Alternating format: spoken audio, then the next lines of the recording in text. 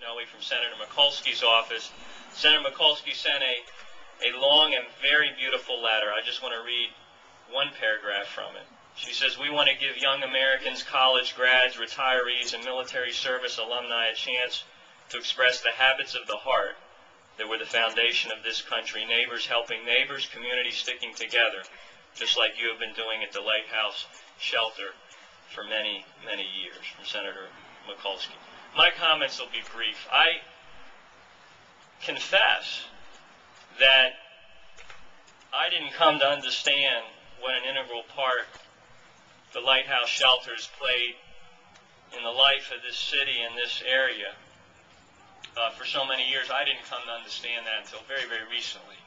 And I had the opportunity to visit and see it in action. And I went into the facility with one sensibility, and I came out with another. It really did change me.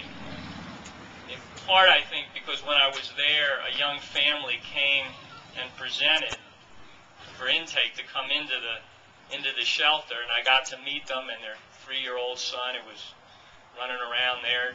He didn't know where he was. And then a few minutes later, I saw the apartment upstairs where they would be staying that night. That was their only home in the world. And I met these incredible people, like Harry, who give of themselves every single day in ways that probably would just wipe most of us out, to give that much of yourself on a daily basis. This is a very, very special place, and this is a wonderful moment in the life of this organization, and I want to congratulate everybody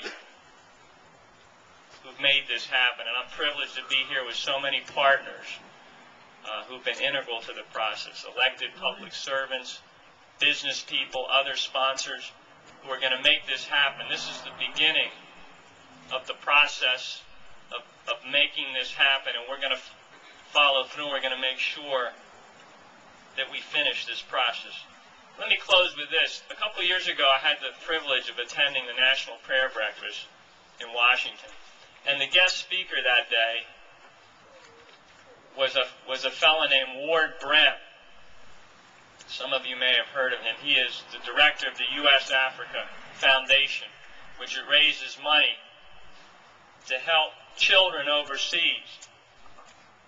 And I'm going to paraphrase from what he said to close his comments that day, because I think it's very appropriate for this wonderful occasion.